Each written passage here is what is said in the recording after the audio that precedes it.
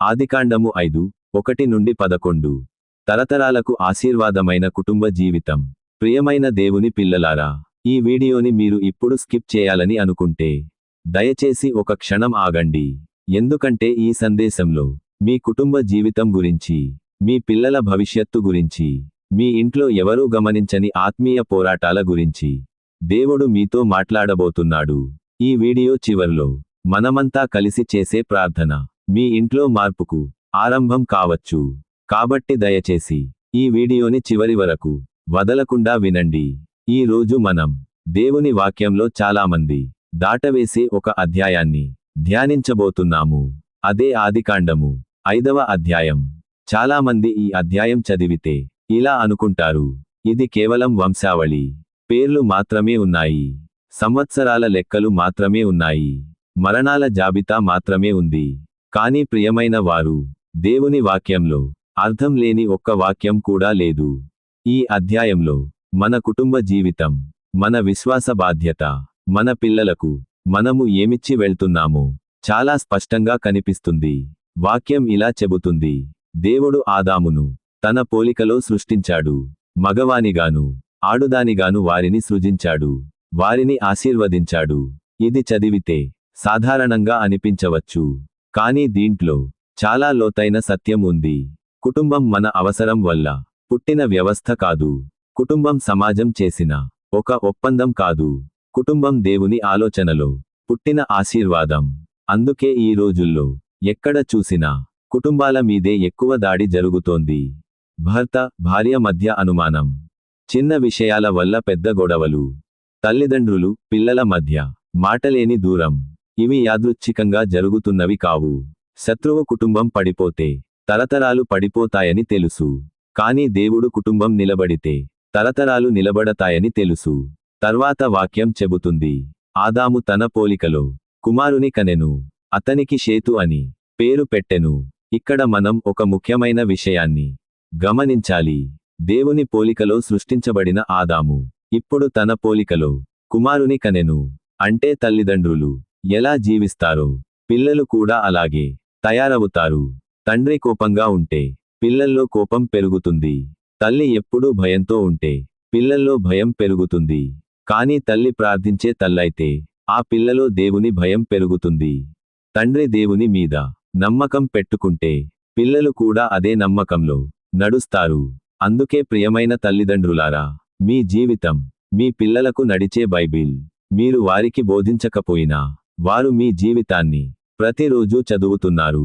వాక్యం ఇంకా ఇలా చెబుతుంది, ఆదాము 800 సంవత్సరాలు ఇంకా బ్రతికాడు.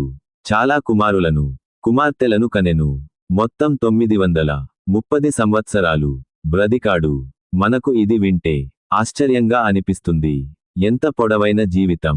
కానీ చివరికి వాక్యం ఏమంటుంది? అప్పుడతడు మృతి పొందెను. ఇక్కడ దేవుడు మనకు ఒక హెచ్చరిక ఇస్తున్నాడు. ఎంతకాలం బ్రతికినా ఈ భూమిపై అంతం తప్పదు.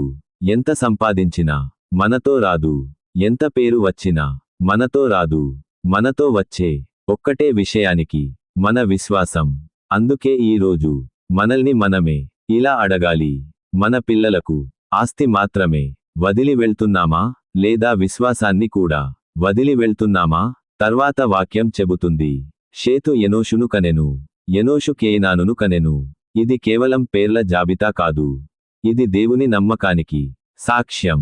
ఒక్క ఆదాముతో దేవుడు ఆగలేదు, ఒక్క షేతుతో ఆగలేదు. తరతరాలతో తన ప్రణాళికను దేవుడు కొనసాగించాడు.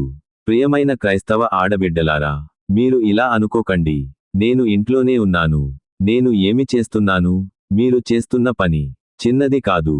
మీ ప్రార్థనలు మీ వంటగదిలో నుంచి తరతరాలను మార్చగల శక్తి కలిగి ఉంటాయి. మీరు ఎవరో చూడనప్పుడు కన్నీళ్లతో చేసే ప్రార్థనను దేవుడు చూస్తాడు. ఆ ప్రార్థన మీ పిల్లల జీవితంలో తప్పకుండా ఫలిస్తుంది. వాక్యంలో మళ్ళీ మళ్ళీ ఒకే మాట వస్తుంది, ఆదాము మృతి పొందెను, షేతు మృతి పొందెను, ఎనోషు మృతి పొందెను. ఇది చదివితే కొంచెం బాధగా అనిపించవచ్చు, కానీ దీనిలో ఒక లోతైన సత్యం ఉంది. వారు చనిపోయారు, కానీ వారి పేర్లు దేవుని వాక్యంలో ఉన్నాయి. ఈ లోకంలో చాలామంది బ్రతికారు, కానీ దేవుని గ్రంథంలో వారి పేర్లు లేవు. మన లక్ష్యం ఏది? లోకంలో పేరు సంపాదించడమా లేదా దేవుని దృష్టిలో గుర్తింపు పొందడమా? ఇప్పుడు ఈ సందేశాన్ని మన కుటుంబాలకు వర్తింపజేద్దాం. భర్తలారా, మీరు సంపాదకులు మాత్రమే కాదు, మీరు ఆధ్యాత్మిక నాయకులు. భార్యలారా, మీరు ఇంటిపనివాళ్లు మాత్రమే కాదు, మీరు ప్రార్థన యోధులు. పిల్లలారా, మీ జీవితం దేవుని మహిమ కోసం ఒక్క తరం దేవునిలో నిలబడితే తరతరాలు ఆశీర్వదించబడతాయి. ఇప్పుడు ఈ వీడియోని ఇక్కడ ఆపకండి, ఎందుకంటే ఇప్పుడు చేసే ప్రార్థన మీ కుటుంబం కోసం. దయచేసి మాతో కలిసి ప్రార్థనలో ఉండండి. ప్రార్థించుకుందాం. పరలోకపు తండ్రి, ఈ రోజు నీ వాక్యము ద్వారా మాతో మాట్లాడినందుకు ధన్యవాదాలు. ప్రభువా, మా కుటుంబాలను నీ చేతుల్లో సమర్పిస్తున్నాము. భర్త భార్యల మధ్య ఉన్న విభేదాలను నయం చేయుము.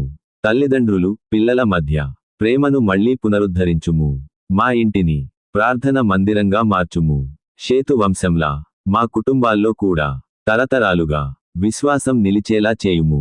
ఈ ప్రార్థనలో మాతో కలిసి ఉన్న ప్రతి కుటుంబాన్ని ప్రత్యేకంగా ఆశీర్వదించుము. యేసుక్రీస్తు నామంలో ప్రార్థిస్తున్నాము తండ్రి. ఆమేన్. ప్రియమైన వారు, ఈ సందేశం మీ హృదయాన్ని మాట్లాడితే దయచేసి లైక్ చేయండి, సబ్స్క్రైబ్ చేయండి, మీ కుటుంబంతో ఈ సందేశాన్ని షేర్ చేయండి. తదుపరి వీడియోలో మనం ఒక చాలా ముఖ్యమైన విషయాన్ని ధ్యానించబోతున్నాము. ప్రభువు భయము. దైవ భయము అంటే ఏమిటి? ఈ తరం ఎందుకు దైవ భయాన్ని కోల్పోయింది? దైవ భయము లేకపోతే కుటుంబాల్లో ఏమి జరుగుతుంది? ఈ ప్రశ్నలకు సమాధానం తదుపరి వీడియోలో. ఆ వీడియోని మిస్ చేయకండి. దేవుడు మీ కుటుంబాన్ని తరతరాలుగా ఆశీర్వదించుగాక.